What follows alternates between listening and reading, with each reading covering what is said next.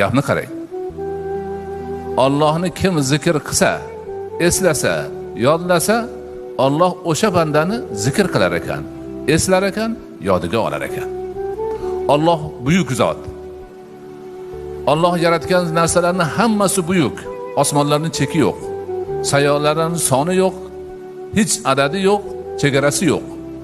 Tog' toshlar, okeanlar, buyuk narsalar turibdi. Ana shularning oldida inson bir zarracha ham kelmaydi. Juda kichkina narsa odam. Nihoyatda kichkina.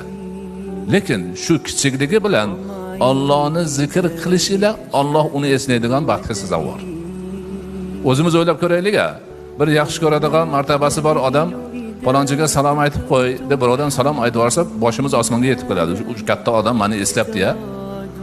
Esida bor ekanman. Endi Alloh eslab tursa, zikr qilaman deb o'zi va'da berib tursa,